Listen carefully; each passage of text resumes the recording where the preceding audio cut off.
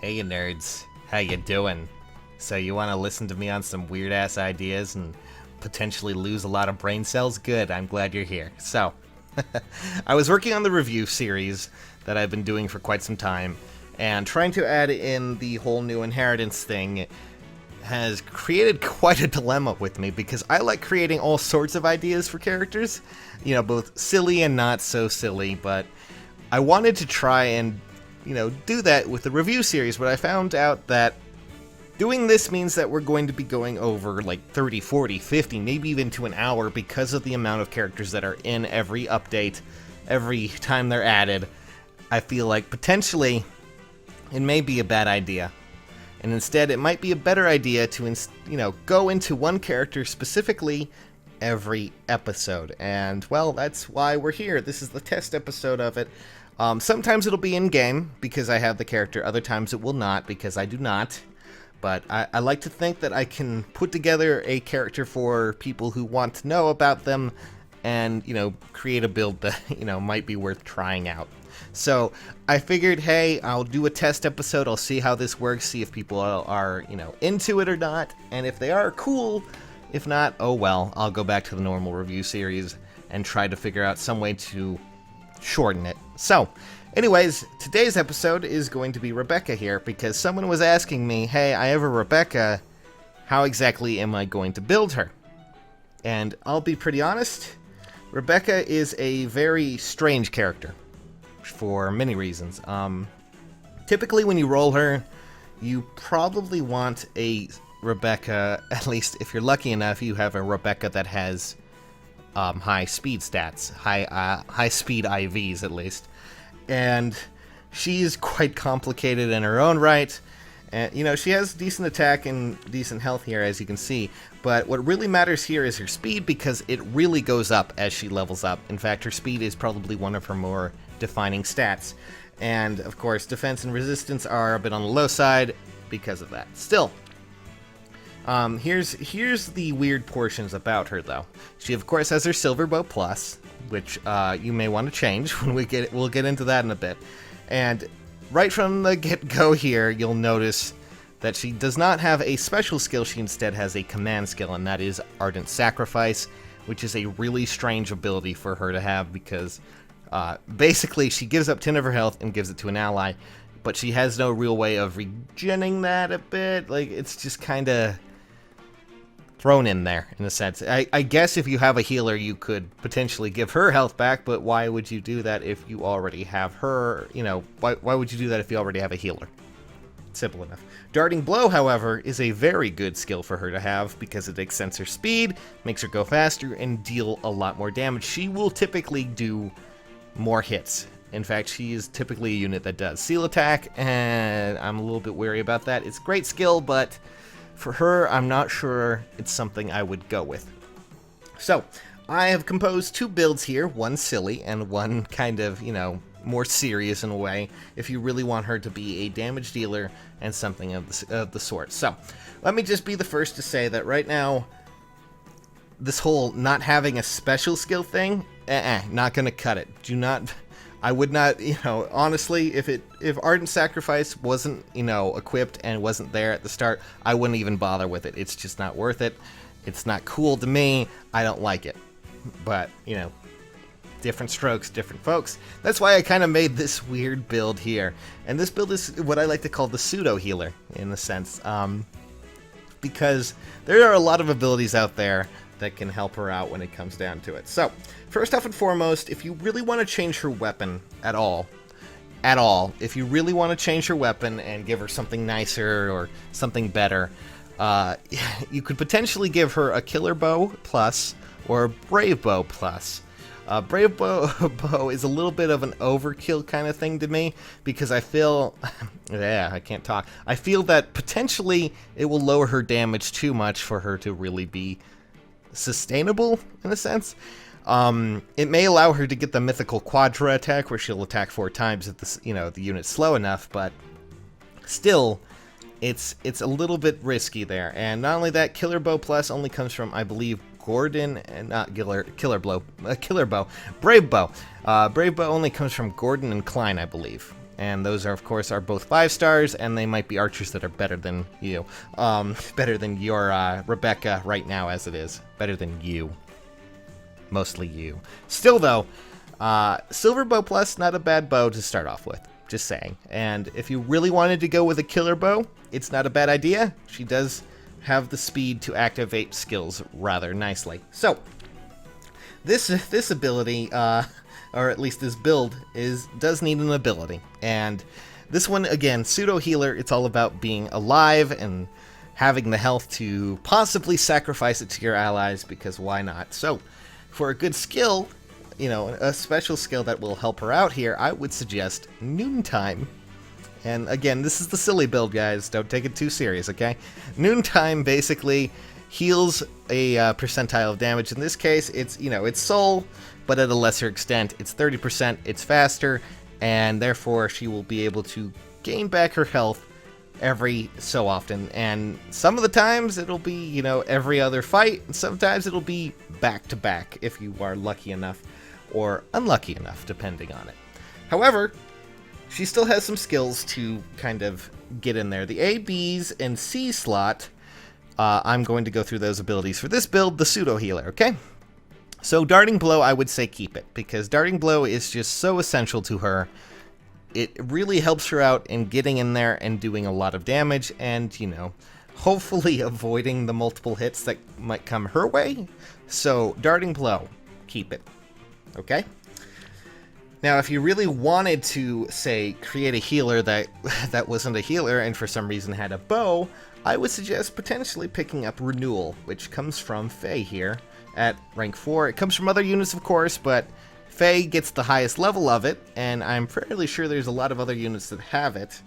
But Faye is the one that's easiest for me to obtain, at least for me. I get her quite often from summons.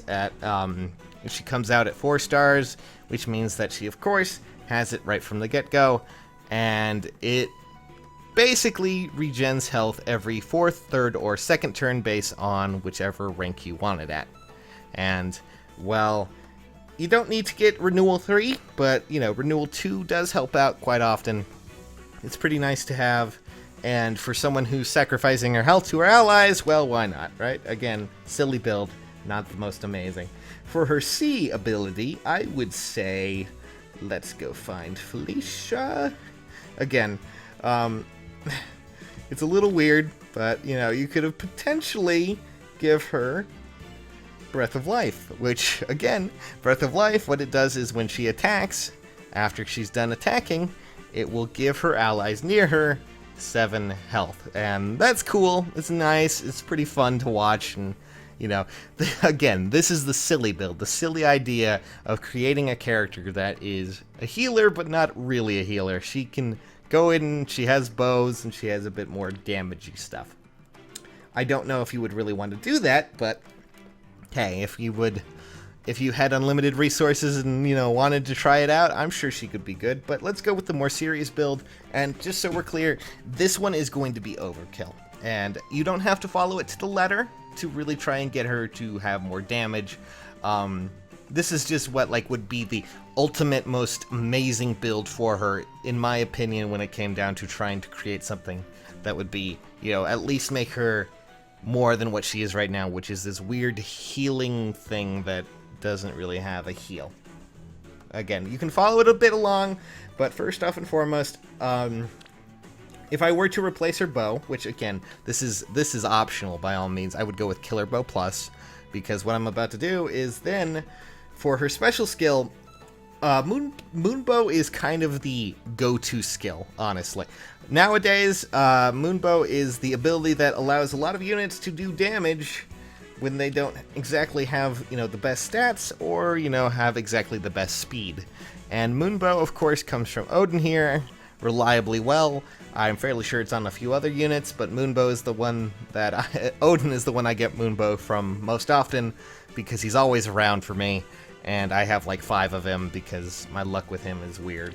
And honestly, Moonbow will do quite a bit of damage if you do activate it, and especially if you were to have, say, a Killer Bow Plus, which accelerates cooldown times. It'll mean that basically Moonbow will trigger almost every time she initiates battle because of her speed. So yeah, and speaking of speed, for her A slot, I would of course give her Darting Blow again, because her speed is her key, and it definitely helps her in trying to get in there and deal a lot of damage.